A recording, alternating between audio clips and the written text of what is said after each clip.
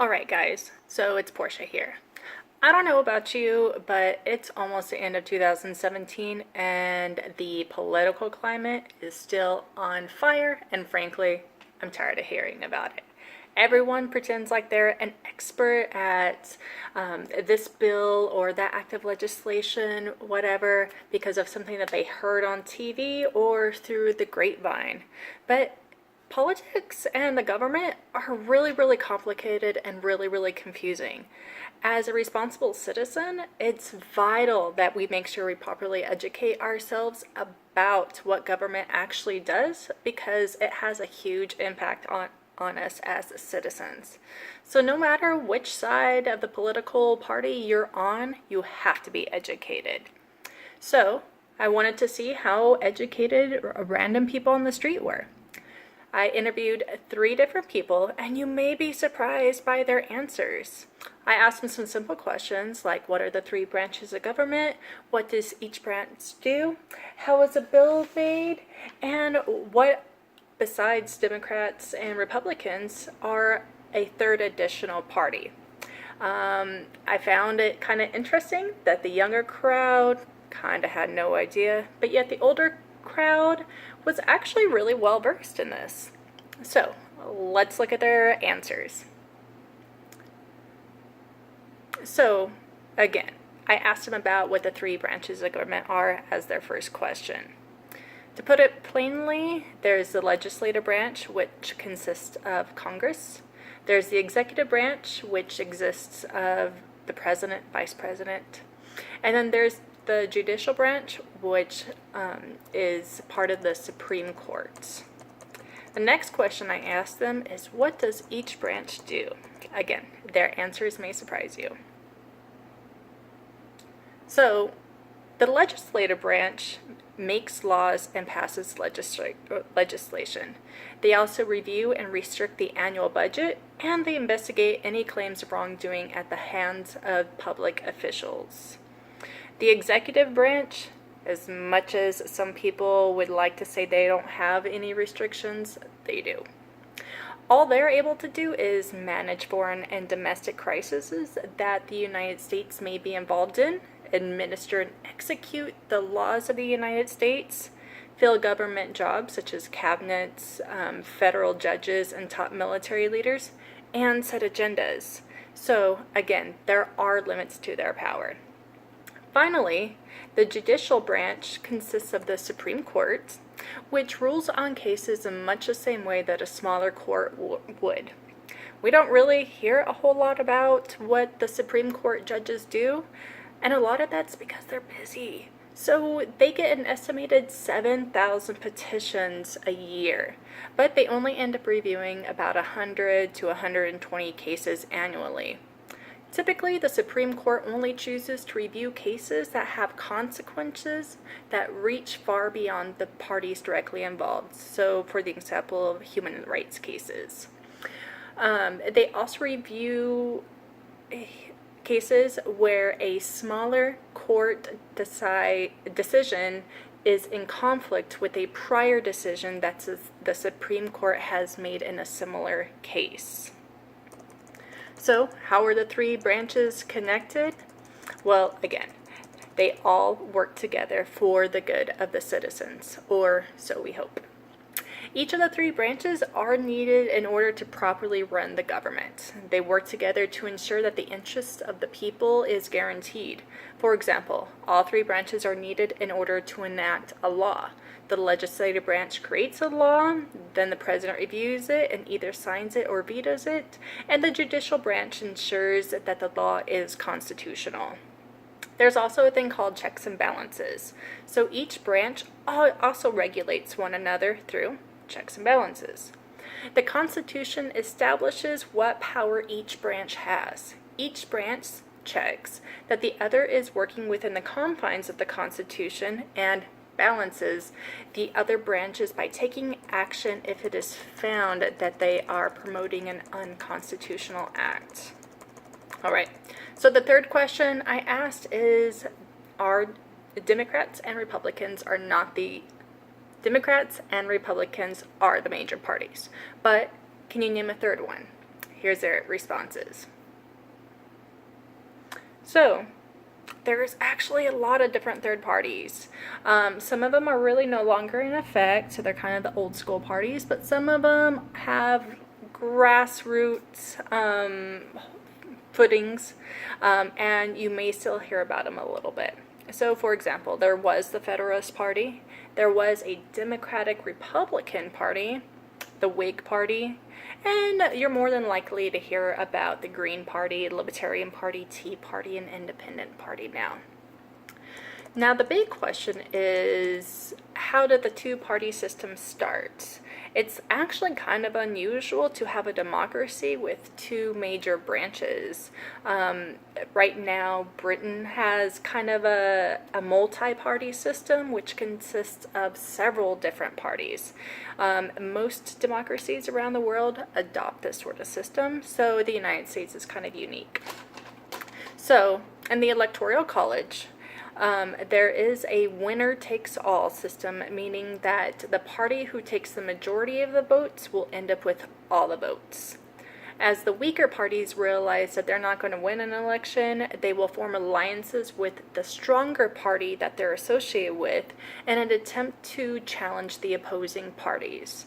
As the Democratic and Republican parties grew to be the two major parties in politics, voters began veering away from voting for candidates outside of these parties because they essentially think that this is a trash vote and that their vote will just be tossed away because their third party's not really going to win anyway. So, if we did go to a more multi-party system, what impact would that have? Well, think about it. These third parties allow for alternate viewpoints, which will better represent the opinions of all citizens. Right now, again, Democrats and Republicans, it's kind of a black and white issue. Either you're on one side or another. But again, government is really complicated, and that's not always the way it works. So government's complicated. The views of the citizens are complicated and varied. With a third party or multi-party system, all you're going to be able to do is add more expertise to policies to make them stronger. This helps the policies, again, become stronger so that they will encourage more support and will be more likely to be passed. And that's good for everyone. Now, the fourth question I asked is, what's the basic process by which a bill becomes law? This was super tricky because, check out this infographic. Oh my goodness, there are so many steps. There are actually 10 steps involved. Let's check out what the responses were from the interviews I did. So, what is the basic process by which a bill becomes law? First off, it's good to remember that anyone can draft a bill, whether it's a citizen that holds no office, the president, or someone that holds a seat in a government setting. However, only members of Congress can bring this into legislation, which is a term that's used for a bill while it's in the approval stage. The members of Congress that bring the bill into legislation are referred to as sponsors. And so, once a bill is brought into legislation or the approval process, it goes before a committee. This committee studies the bill and considers if it has a chance to be passed. If the committee decides not to continue promoting the bill is effectively dead.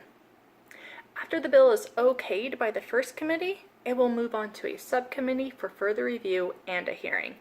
The purpose of this hearing is to put the committee's response to the legislation on record. During this hearing, debates from the legislation's opponents, supporters, experts, the executive branch, and other public officials can be put on record. After this hearing is completed, the subcommittee can choose to make changes to the bill if they see fit. If they are satisfied with the bill, then the bill moves on to a committee for review. If the subcommittee cannot amend the bill in a way that is satisfactory, then the bill dies. Once the full committee receives the subcommittee's report of the bill, the committee votes on whether or not to recommend the bill to the House or the Senate. The House and the Senate are referred to as chambers. The bill will have to pass through both chambers before it's finalized. This whole process is called ordering a bill reported.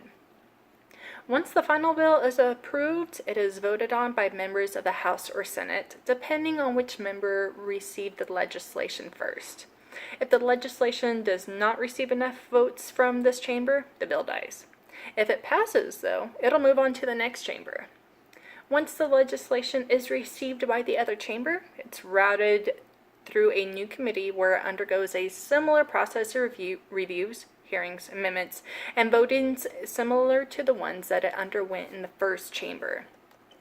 If it is found that the second chamber wishes to amend aspects of the bill, then members of both chambers form committees with the intent on coming up with a new agreement about the changes. If the changes cannot be agreed upon, then the bill dies again.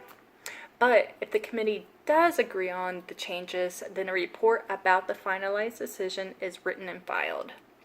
Once both chambers have agreed upon a bill in its final written form, the legislation goes before the president. At this point, he can approve the legislation, sign it, and boom, it's a law. But if the president takes no action within 10 days of receiving the bill, but the Senate is still in session, it automatically becomes law.